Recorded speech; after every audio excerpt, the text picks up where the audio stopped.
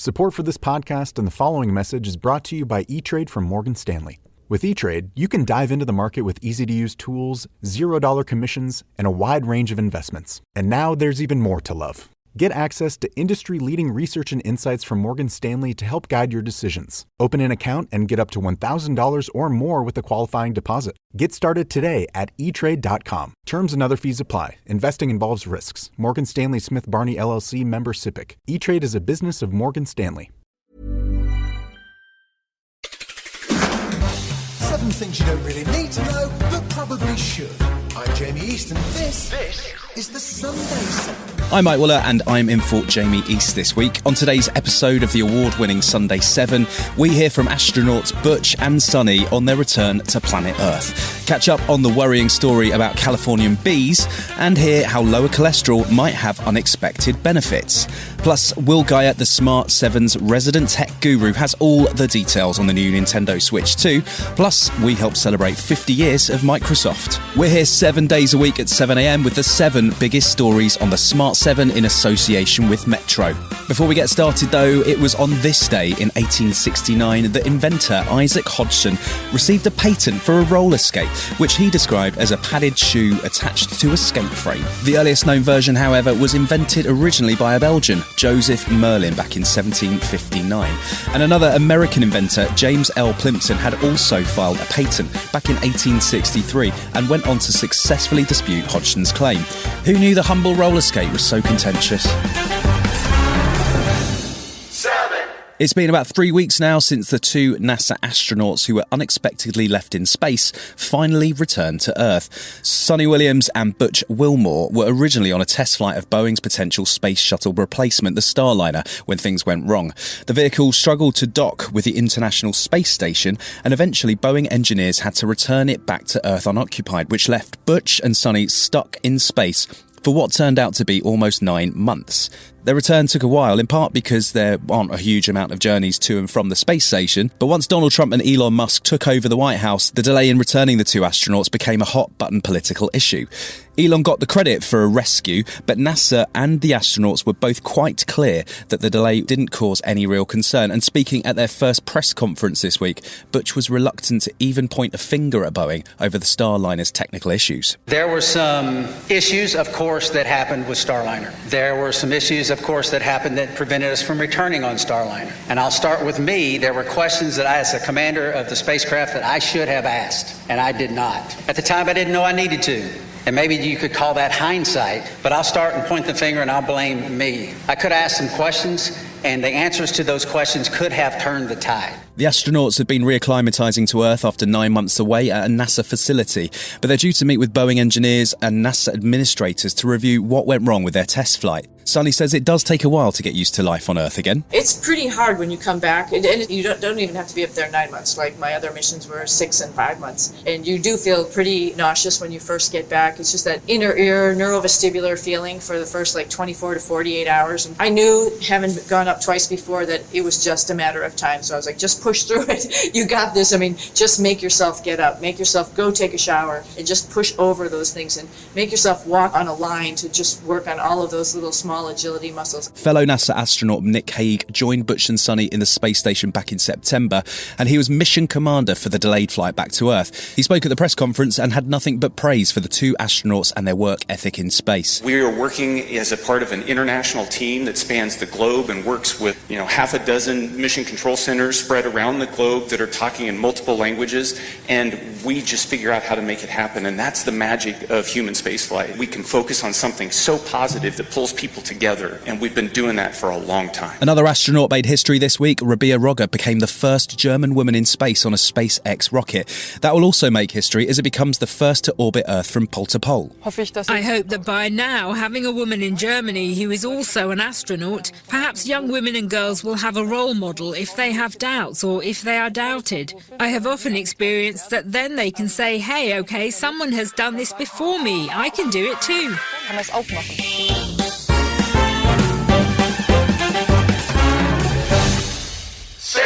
Now listen, I may be new to the Sunday 7, but I know when it comes to the biggest stories in tech, there is only one man I would trust to untangle the mysteries of Microsoft or the riddle of Trump's tariffs, and that's the Smart 7's tech guru, Will Guyatt. Hey Will, hope all is good. It's been a rollercoaster week for the world's economy as Donald Trump declared Liberation Day on Wednesday and whacked a ton of tariffs on pretty much every country around the world. But everyone's been wondering about how exactly the tariff rates were calculated. What do we know? I saw a senior international economist on TV suggesting that tariffs were calculated by someone with an A-level or lower grasp of maths.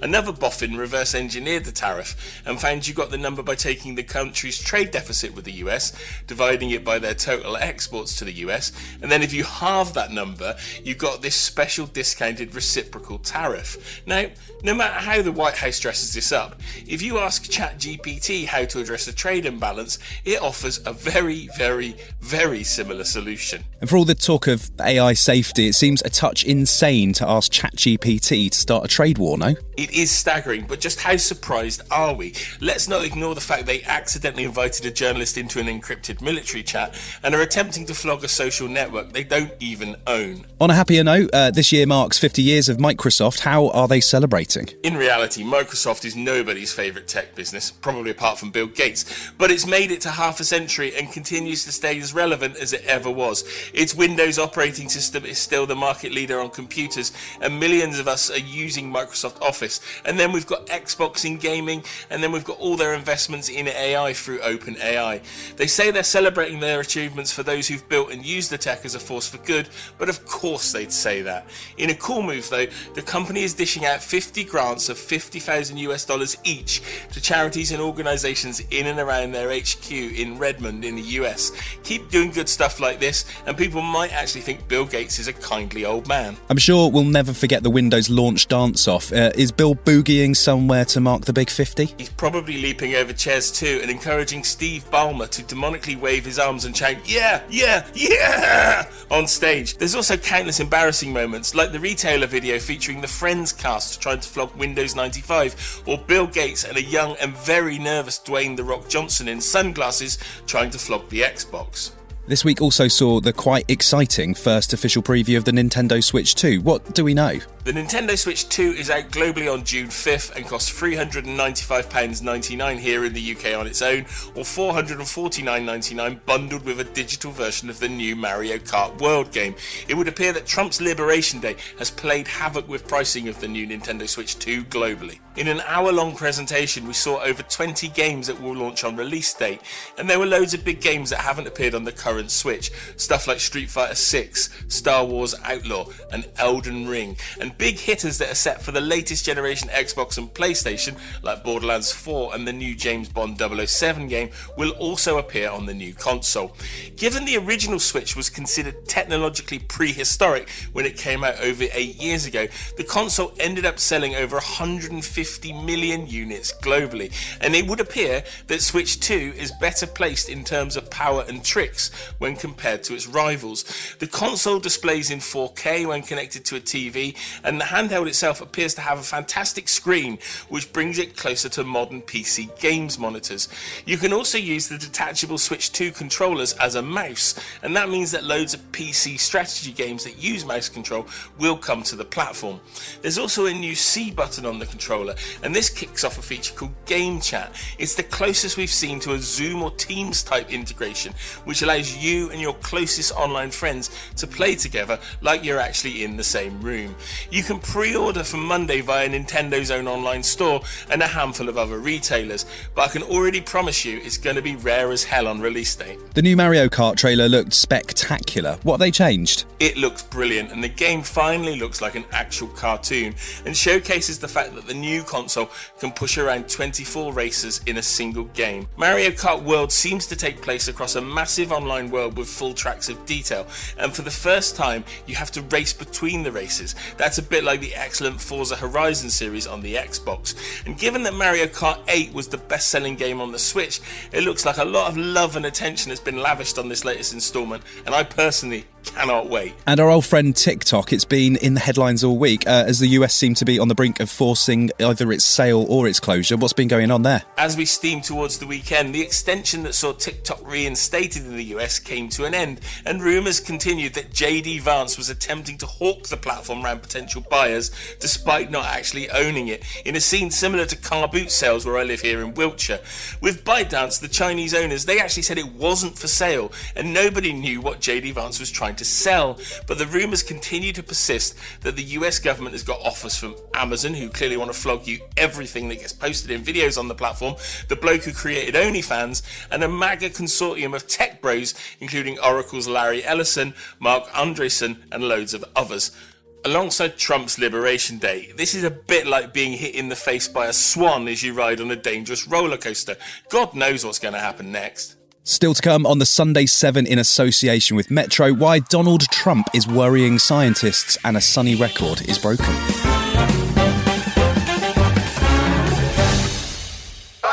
Donald Trump has certainly had a dramatic impact on the world in his second term as US president. He's still less than 100 days into his second term, but he's made dramatic changes between trade wars and unleashing Elon Musk and his Doge army on the US government. It remains to be seen whether it does deliver what Trump is calling a golden age for America, but his cabinet appointments and the intense job cutting across the US government is already having a significant effect, putting that notorious vaccine skeptic and conspiracy theorist Robert Kennedy in as the Secretary for Health, with a brief to make America healthy again, seems like a recipe for chaos. And sure enough, we've seen mass departures, including key vaccine scientists from the health department. Now, 2,000 scientists, researchers and doctors have issued an open letter to sound a warning about the damage that is being done. Dr. Stephen Woolf is a professor of family medicine and population health at Virginia Commonwealth University, and he explained to PBS what is at stake. We've spent 80 years in this country building up our scientific infrastructure. Federal agencies have been investing in the National Institutes of Health, the National Science Foundation, and that's enabled our country to make remarkable scientific discoveries that have made the United States the envy of the world. In a matter of weeks, the Trump administration has pursued a set of policies that are basically removing the capacity of our country to do this kind of research. They are concerned not just about the short-term risks from infectious diseases, but also the long-term impact of slowing critical research on long-term medical conditions. Anna-Katharina Hornidge is a professor for global sustainable development at the University of Bonn, and she says that the US is an important part of the world's scientific community, and their withdrawal from work on climate change could cause real issues. We have to expect a move away from climate science, which affects data series, long-term data series. We have already seen the situation that climate scientists were blocked from attending the Intergovernmental Panel of Climate Change meeting and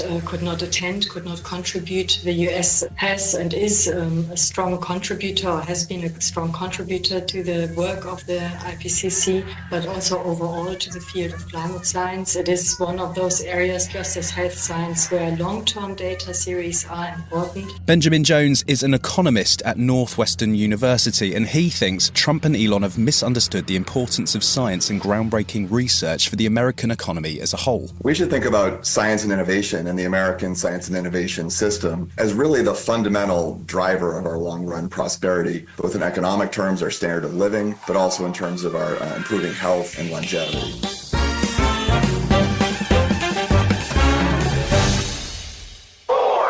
Now, if you've been thinking the weather's been quite nice recently, you're not wrong. New data from the Met Office suggests that the UK has just had the sunniest March in 60 years, while England has seen the most sun in March since records began in 1910. A combination of low rainfall and consistent high pressure seems to be the cause. And Professor Liz Bentley of the Royal Meteorological Society explains that it's pretty unusual. Persistent high pressure pretty much throughout March. High pressure brings very settled conditions. And for this March, we saw clear skies. So during the day, beautiful blue skies, lots of sunshine, the sunniest March for over 60 years, but lots of dry weather as well. And it was a particularly dry March. So for the UK as a whole, we saw less than 50% of the amount of rainfall we'd normally see in March. For England, that was 25%. And for some locations in the south of England, only 6% of the March rainfall fell this March, so particularly dry month. Still to come on today's Sunday 7 in association with Metro. Bad news for butterflies and bees, and good news on cholesterol. Right after this. Dear old work platform, it's not you, it's us. Actually, it is you. Endless onboarding? Constant IT bottlenecks? We've had enough. We need a platform that just gets us. And to be honest, we've met someone new. They're called Monday.com, and it was love at first onboarding. Their beautiful dashboards, their customizable workflows got us floating on a digital cloud 9. So no hard feelings, but we're moving on. Monday.com, the first work platform you'll love to use. Welcome back.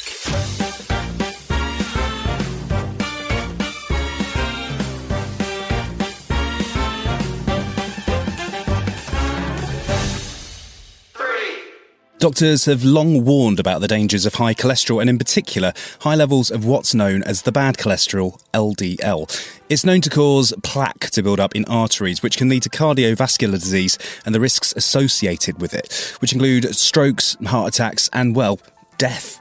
And while we know there's a connection between dementia and plaque in the brain, a new study suggests that people with lower LDL cholesterol levels are less likely to suffer from dementia. Doctors often prescribe a drug called statins to help lower cholesterol levels, and the new study suggests that lower LDL could reduce your risk of dementia by up to 26%. Professor Tara Spires-Jones is the president of the British Neuroscience Association, and she says it's another potentially useful tool for prevention. Exercise, eating well, not banging your head, not smoking, that type of thing. There are 14 risk factors we can control, and some of those can be aided by medications. But we really want to look at the whole picture and make sure that we're doing our best to protect our brains as we age. All of these, what we call risk factors, are associations, so they haven't been proven to actually cause or reduce the risk, but there's some really strong evidence that they do. And the most important one is actually something that most of us can't do a lot about. It's education. So the longer you spend in school, the more protected your brain is against developing dementia.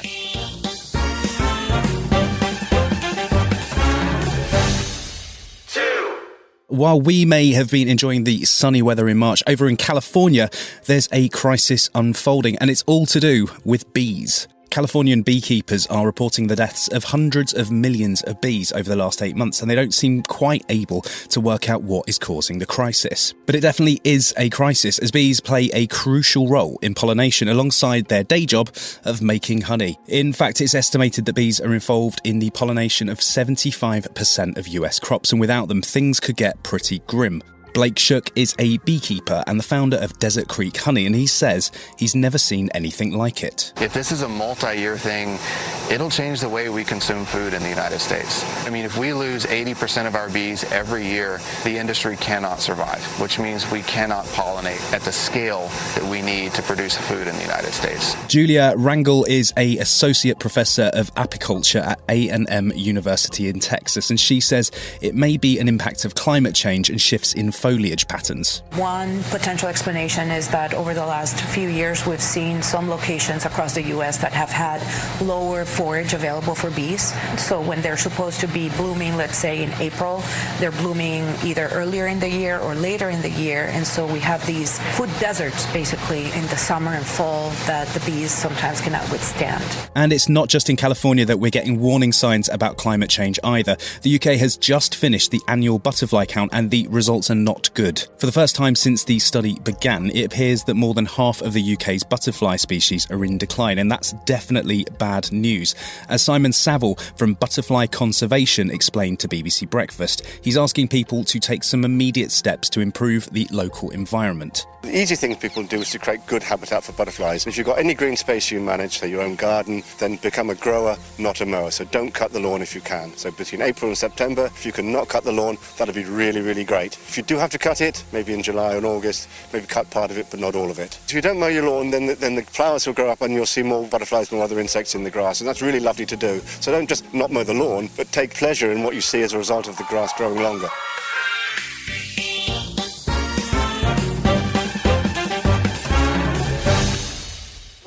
And there was some good news from nature this week as Mocha the donkey beat incredible odds and produced twin offspring, Eddie and Edith. Mocha was rescued from a farm in Pembrokeshire after a tough life and she settled in well, but it came as a huge surprise to farmer Mark Field and his family when it turned out Mocha was pregnant with twins. Well, we didn't really know they'd be twins. We have no way of scanning or making sure that they were twins, so we thought they were just the one, but we looked at the cameras and two popped out. It's very rare for a donkey to successfully carry both twins to term, with odds of only 1 in 10,000. In fact, it's so rare that veterinary surgeon Dr. Andrew Clements has never seen twin donkeys in real life. The chances, they say it's about 1% on pregnancies, but the majority of those, the fetus is either reabsorbed or it doesn't reach term, or if it does, normally one of the donkeys or both are born stillborn. So the chances of 2 healthy donkeys surviving is about 1 in 10,000. I'd be very, very unlikely to see it again. I had a student from Canada with me just after they were born, and I said to her, take a note of this, you're probably not going to see it in your whole career afterwards. This has been the Sunday 7. Wherever you're listening, do us a favour and hit the follow button. We'll be back tomorrow at 7 a.m. with the regular Smart 7. Have a great rest of your weekend. Written, produced and published by Daft Doris. Hey, you know what would make your customer service help desk way better? Dumping it and then switching to Intercom. But you're not quite ready to make that change. We get it. That's why Finn, the world's leading AI customer service agent, is now available on every help desk. Finn can instantly resolve up to 80% of your tickets, which makes your customers happier and gets you off the customer service rep hiring treadmill. Finn by Intercom, the leading customer service AI agent, now available on every help desk.